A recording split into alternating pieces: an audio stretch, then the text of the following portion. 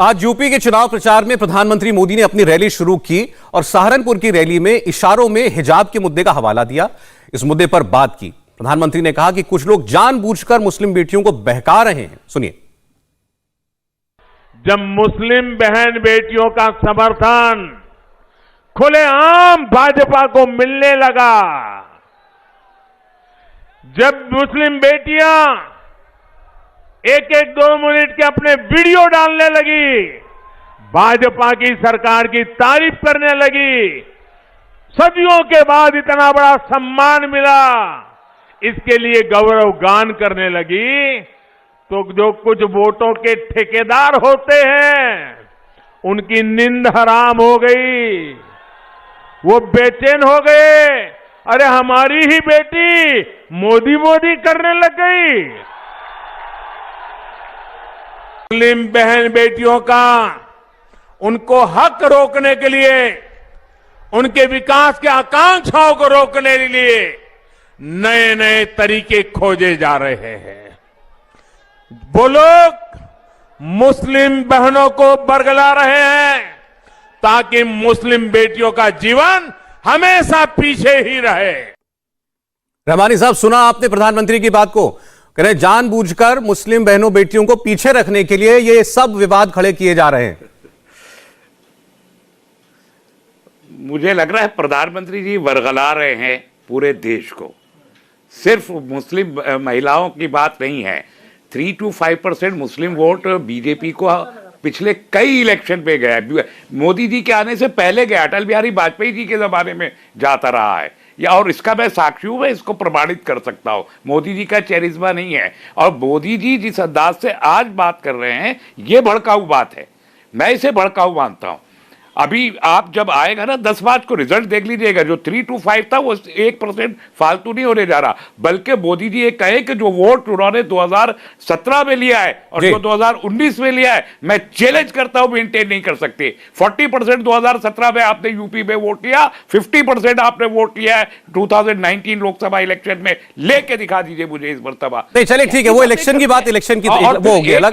देखिए वो ये कह रहे हैं, नहीं फंडामेंटल बात क्या, आप इलेक्शन को राजनीति को छोड़ दीजिए। वो तो चुनाव में प्रचार कर रहे थे तो वहां बोले, कहा क्या वो इंपॉर्टेंट है कि मुस्लिम, तो ये जुमला था। हाँ छोड़िए बात सुनिए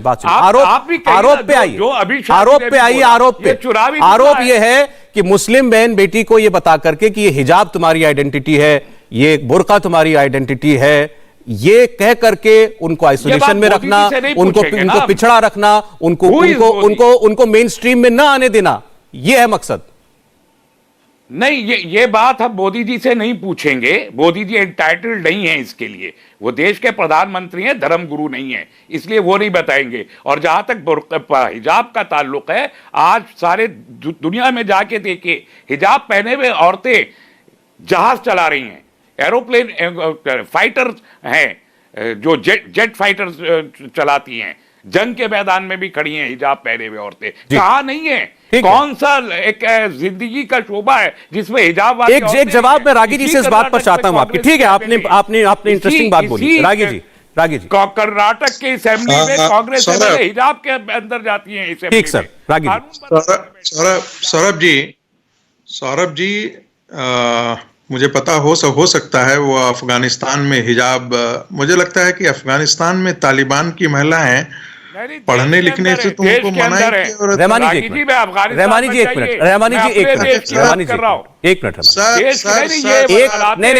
रहमानी जी, आपने जो तस्वीर पेश की है, ऐसे भी उदाहरण हैं और जो ये बात कह रहे हैं वो भी सच है।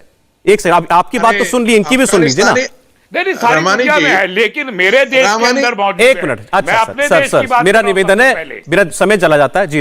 रागी जी, ऐसा है कि चूंकि अमेरिकन कांग्रेस की बात आई तो मैंने अफगानिस्तान के बारे में बात किया। हो सकता है अरब में महिलाओं को जो है वो फाइटर जेट उड़ाने की इजाजत हो। सवाल ये नहीं है, सवाल ये है कि क्या 645 ईस्वी के आसपास के पद्धति को आज भी एक मॉडर्न समाज में माना जाए या एक आधुनिक समाज में माना जाए? क्या उसी दकियानूसी को आगे खड़ा किया जाए? उसी दकियानूसी के अनुसार महिलाओं को खैर कैद खाने में बंद करके रखा जाए मुस्लिम महिलाओं को? कपड़े उतार ये एक बड़ा सवाल है। सुन लीजिए, मैंने बीच में हस्तक्षेप नहीं किया था। तस्लीम रहमानी, अच्छा ठीक, रहमानी जी, मैं अभी आ जाऊंगा, आपके बाद ही आ जाऊंगा, लेकिन ऐसे बीच में इंटरप्ट करें। रागी जी की आवाज है। कल तक जो लड़कियां थीं, कल जाकर के ये सारे जगह मैंने कहा कि ये पैटर्न है। यदि आप इसकी इजाजत देंगे तो इसका कोई अंत नहीं है, और फिर आपको वही अफगानिस्तान और तालिबान की मानसिकता से जूझना पड़ेगा। ये आज जूझ लीजिए या कल मैं तो कोर्ट के लिए भी कहता हूं। धार्मिक स्वतंत्रता का मतलब क्या है साहब? धार्मिक स्वतंत्रता जो है वो एब्सोल्यूट राइट नहीं है कॉन्स्टिट्यूशन में। आपकी धार्मिक स्वतंत्रता एब्सोल्यूट राइट नहीं है। वो सिक्योरिटी, पब्लिक मॉरलिटी और हेल्थ, इन दोनों को लेकर के, इन तीनों का उस पर बंद है, प्रतिबंध है। इन चीजों को सब्जेक्ट टू ये 3 इश्यूज हैं। मैंने आपसे यही कहा कि कल नागा संप्रदाय का कोई व्यक्ति, दीक्षित हुआ व्यक्ति, नंगा होकर के मुस्लिम महिलाओं के सामने खड़ा हो जाएगा, स्वीकार करेंगे आप उस छात्र को? करेंगे आप स्वीकार? ऐसी महिलाओं को जिनको हिजाब पहनना है और बुर्के में पढ़ना है, कल क्या भरोसा कि वो टेररिस्ट नहीं हो अंदर से? कल क्या भरोसा जो जाकर के वो स्कूल में बम नहीं फोड़ रहे हो? कल क्या भरोसा जी वो क्या नहीं कर रहे हैं? रागी जी, अब आप भी इस आर्गुमेंट को थोड़ा ज्यादा खींच रहे हैं।